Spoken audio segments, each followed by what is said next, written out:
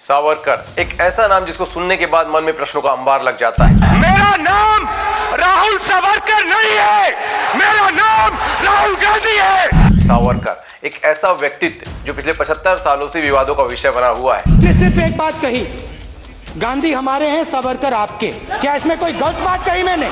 सावरकर एक ऐसा नेता जिसे एक राजनीतिक पार्टी अपना आदर्श मानती है तो दूसरी गद्दार। सावरकर माने त्याग, सावरकर माने तप, सावरकर माने तत्व, सावरकर माने तर्क। राहुल गांधी सोचता है मेरा नाम सावरकर नहीं है, मेरा नाम गांधी है।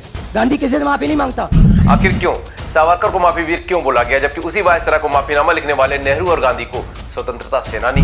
आखिर कौन है असली माफी वीर और क्यों आज रणदीप हुड्डा की बनाई गई फिल्म सावरकर हर देशवासियों को देखना जरूरी है? और भी बहुत से अनबॉक्सिंग सच्चाई के चैप्टर आज की वीडियो में खोलने वाला हूं, तो वीडियो को पूरा देखिएगा ताकि आपको कमेंट करके बताने में आसानी होगी कि कौन है असली माफी वीर।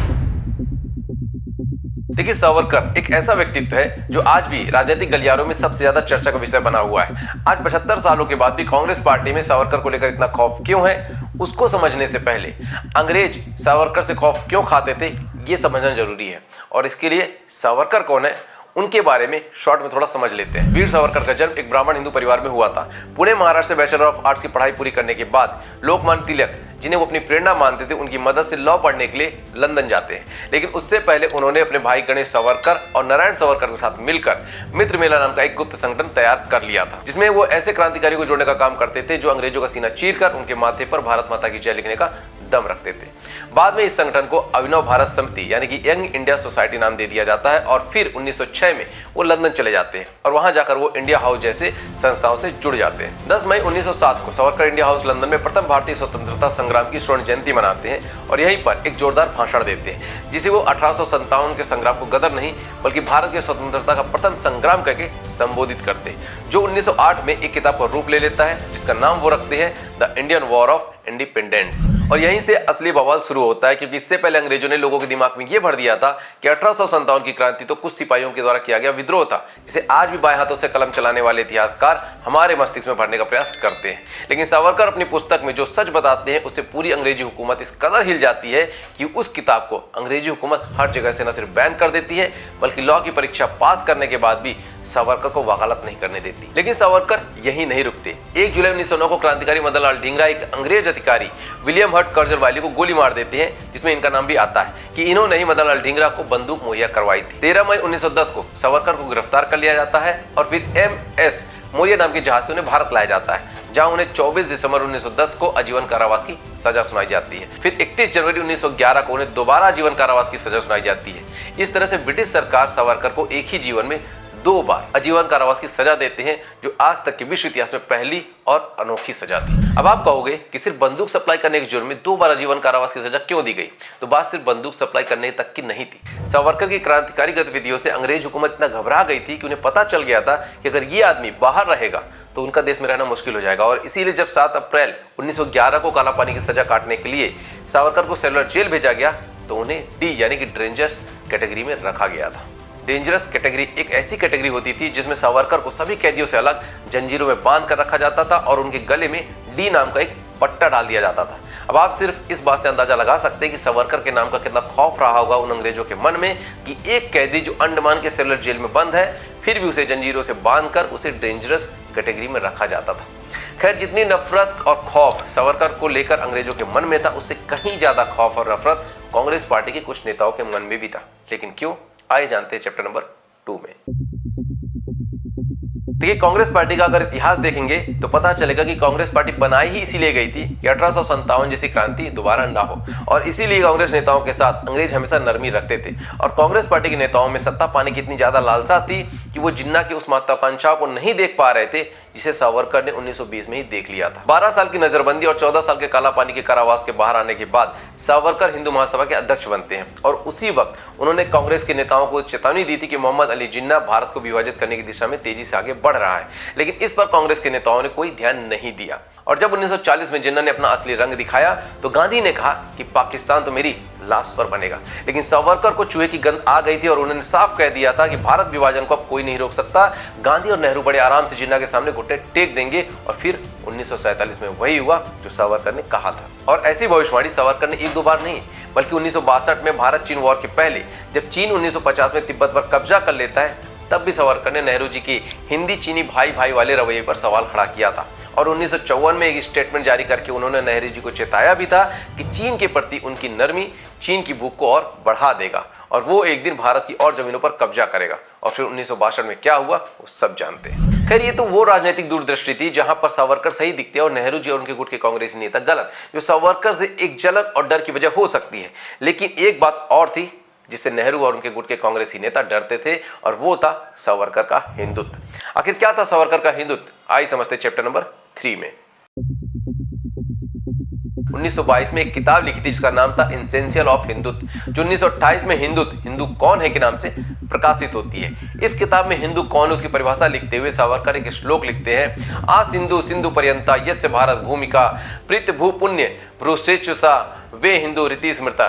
सावरकर कहते हैं कि जो सिंधु से समुद्र तक फैली भारत भूमि को सधिकार अपनी प्रीत भूमि और पुण्य भूमि मानता है वह हिंदू है और उसमें सभी धर्म और जाति मजहब के लोग आते हैं अगर वो खुद से पहले देश को मानते हैं तो। और फिर साल 1937 में सावरकर हिंदू महासभा के अध्यक्ष बनते हैं और फिर हिंदुत्व पर एक जोरदार भाषण देते हैं जिससे शिथिल पड़ी हिंदू महासभा में जान आ जाती है। उस भाषण में वो कहते हैं कि हिंदू ही इस देश के राष्ट्रीय धरोहर है और आज भी अंग्रेजों को भगाकर अपने देश की स्वतंत्रता उसी प्रकार प्राप्त कर सकते हैं जिस प्रकार भूतकाल में उनके पूर्वजों ने शकों, ग्रीकों, हूणों, मुगलों, तुर्कों और पठानों को परास्त करके की थी। साल 1947 के पहले सावरकर की हिंदू महासभा अपना हिंदू राष्ट्र मैनिफेस्टो भी जारी करता है जिसमें माइनॉरिटी को अपने मजहब को मनाने की पूरी आज़ादी देने की बात भी कही जाती है और अगर उसमें कोई बाधा डालता है तो उसके खिलाफ कड़ी कार्रवाई की जाएगी, लेकिन धर्म मजहब के नाम पर देश के अंदर दूसरा देश नहीं बनने दिया जाएगा, ऐसा उसमें लिखा जाता है। देखिए सावरकर जिस हिंदुत्व की बात करते थे उसमें सभी जाति के लोगों की समानता की बात करते थे और इसकी झलक 1909 में दिए गए उनके भाषण में दिखाई भी देती है जिसमें वो कहते हैं कि हिंदू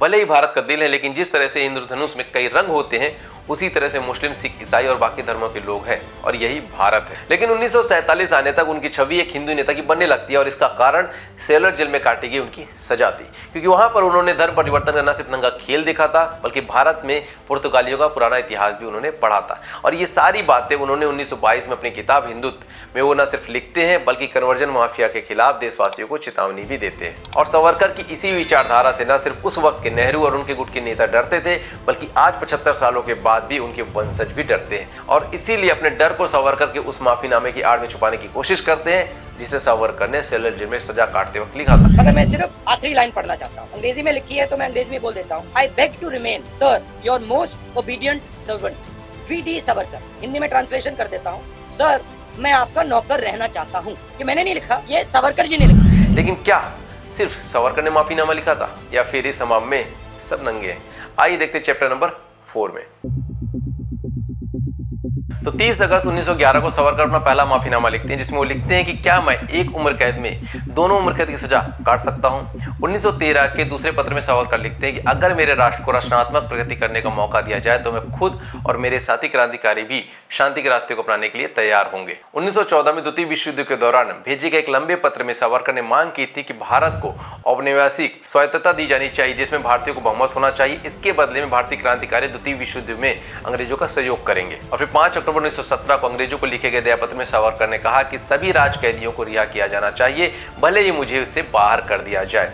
और फिर 4 अगस्त 1918 में सावरकर दयापत्र में लिखते हैं कि यदि सरकार को मेरी वजह से अन्य कैदियों को रिहा करना मुश्किल लगता है तो मैं स्वयं ही बहुत खुशी से अपना नाम हटाने की सहमति देता हूं। और फिर 1920 में सावरकर ने 3 दया पत्र भेजे थे जिसमें सुझाव दिया गया था कि जिन भारतीय क्रांतिकारियों को देश में निर्वासित होना पड़ा है उन्हें भी माफी के दायरे में सम्मिलित किया जाना चाहिए, वे इससे भी अपना नाम हटाने को तैयार थे। देखिए असल में माफीनामा वो होता है जिसमें न सिर्फ गलती स्वीकार करते हुए माफी मांगी जाती है, खेद व्यक्त किया जाता है, पछतावा किया जाता है, बल्कि बिना शर्त उस काम को दोबारा ना करने की कसम खाते हुए अपने साथियों और उस काम से नाता तोड़ने की बात कही जाती है। लेकिन वीर सावरकर के माफीनामे में क्या ये सारी बातें देखने को मिलती हैं? जी नहीं।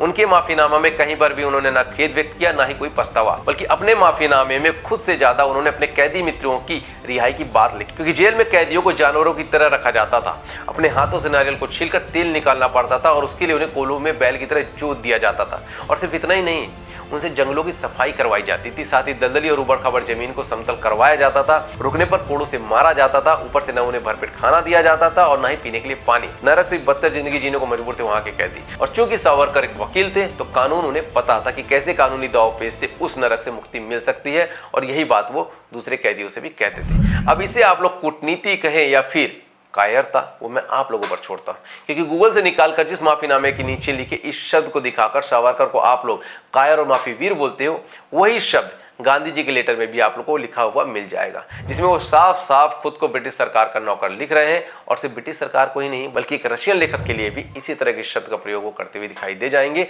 आपका आज्ञाकारी नौकर। और सिर्फ गांधी ही नहीं बल्कि उस समय के बाकी स्वतंत्रता सेनानियों के लेटर में भी इसी तरह के शब्द आपको दिखाई दे जाएंगे, क्योंकि वो लेटर का फॉर्मेट हुआ करता था। और जहां तक माफीनामे की बात है तो 1923 में नेहरू जी के पिता मोतीलाल नेहरू ने वायसराय को एक माफीनामा लिखा था, क्योंकि उनके बेटे जवाहरलाल नेहरू जी को नाभा रियासत ने कैद कर लिया था, जहां पर नेहरू जी के हाथ से एक चूहा निकल जाता है। और ये खबर मोतीलाल नेहरू जब सुनते हैं तो बहुत घबरा जाते हैं और ब्रिटिश सरकार की सारी शर्तों को मानते हुए न सिर्फ माफीनामा लिखते हैं बल्कि ये भी वादा करते हैं कि जवाहरलाल नेहरू दोबारा नाभा रियासत में नहीं जाएंगे। और सिर्फ इतना ही नहीं, अगर जेलों की तुलना करें तो एक तरफ जहां सावरकर को 8x8 के बंद कमरे में रखा गया था, खाने के लिए कीड़े पड़ा हुआ सड़ा खाना दिया जाता था, बेड़ियों में जकड़कर कोलू चलवाया जाता था, कोड़े मारे जाते थे और विद्रोह करने पर एक दीवार पर किले के सहारे घंटों घंटों खड़ा कर दिया जाता था, वो सारी यातनाएं जो बड़े से बड़े चट्टान हृदय वाले इंसान को भी पल भर में तोड़ दे, सावरकर को 14 सालों तक दिया गया था। और वहीं अगर इसके उलट नेहरू जी की जेल यात्रा को आप देखेंगे तो पता चलेगा कि नेहरू जी ने जिस अल्मोड़ा जेल में करीब 311 दिन बिताए थे,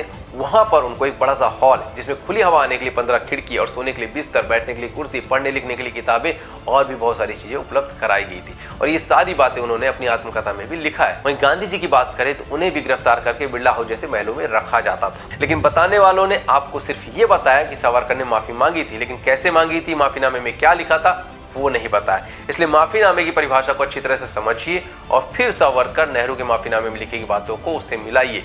फिर दिल पर हाथ रखकर कमेंट्स करके बताइए क्या सावरकर का जिस तरह से आज की जनरेशन मजाक उड़ाते हैं वो सही है।